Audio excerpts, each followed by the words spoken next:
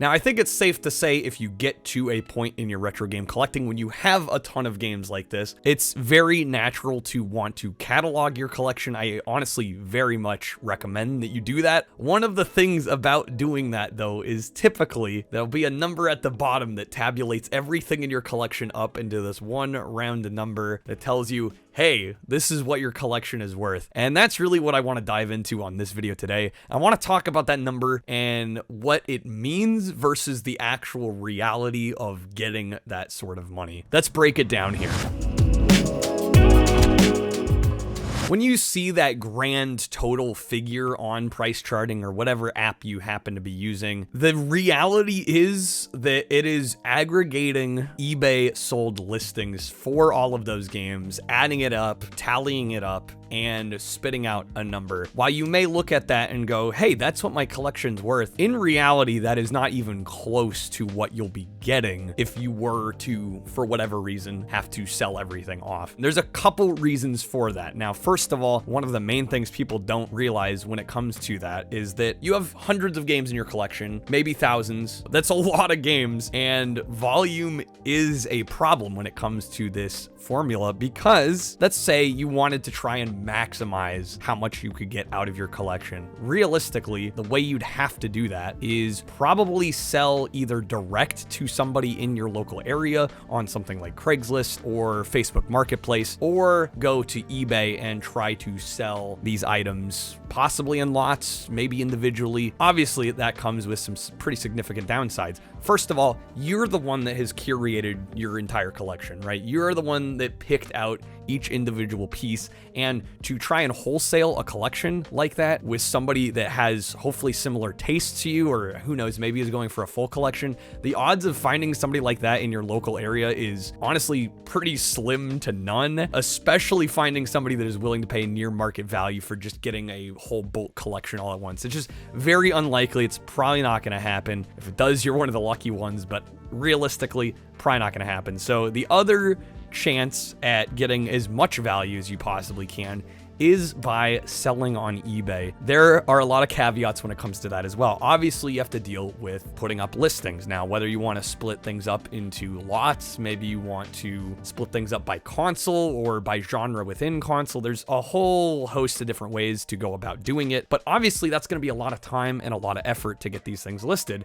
And depending on the kinds of games you own, they may or may not sell for long periods of time. You may end up having to sit on a lot of these listings for, in some cases, years if it's an obscure title or just something that not people are really looking for. People don't think of that when they talk about what their collection's worth. So realistically, if you're trying to get top dollar, the main things you need are a ton of time and lots and lots and lots of patience, because that is the only way that you're going to get the maximum value out of that. And not to mention, if you are going the eBay route, eBay does take quite a hefty fee for each sale. This usually ranges north of 10% per listing. So right off the get there, you're getting at most 90% of the value, probably even less. You also have to take into account shipping costs. And again, there's a lot of time, a lot of patience that goes into this, and it's definitely not an overnight thing. Now, the other method to selling off a collection, or even bits and pieces of a collection, and this is probably the method I've used most of the time just due to convenience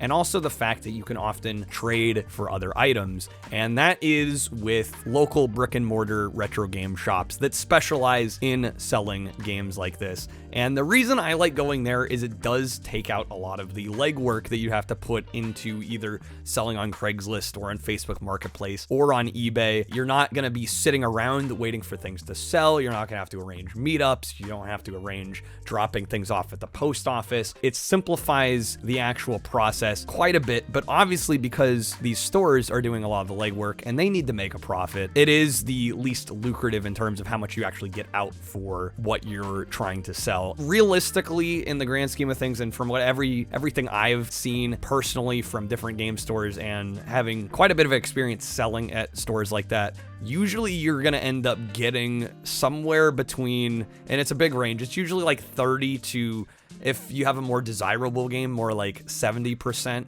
And realistically, most of the time, if you have a pretty balanced collection with commons as well as some more desirable rare titles, likely you're going to get about 50%, maybe a little less, 40 to 50%, I would say, pretty safely from what you'd see on price charting or looking at eBay sold listings. And again, you know, something that might go for 30%, you might get, you know, something like Sky Odyssey here, which is a great game, by the way, but it is very common. It's very cheap. This is like, you know, a $6 or $8 game. You know, you're likely going to get maybe a few bucks for selling this at a local game store and having them deal with having to find a new buyer for it. But obviously, if you bring something in that's like a little more valuable, a little more desirable, a little harder to find, you know, maybe something like Super Street Fighter 2 Turbo here on 3DO.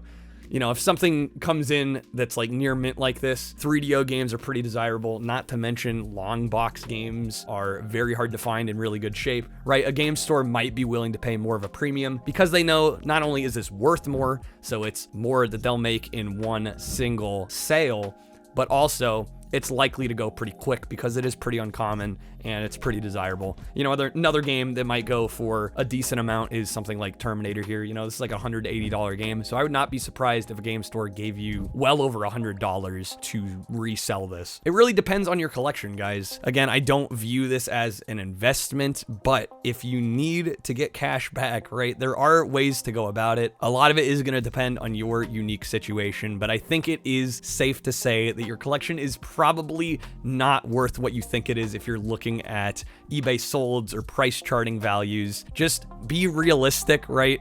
Regardless of how you go about this.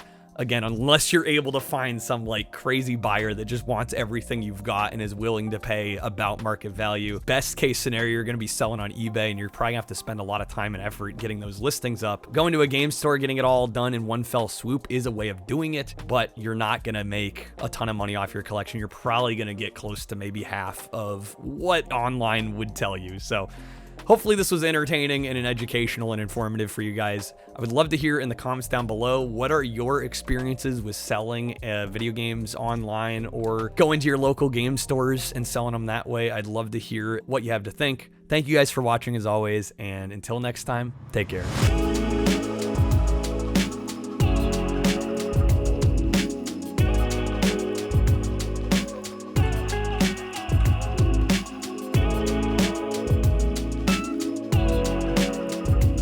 You have hundreds of games in your collection, maybe thousands.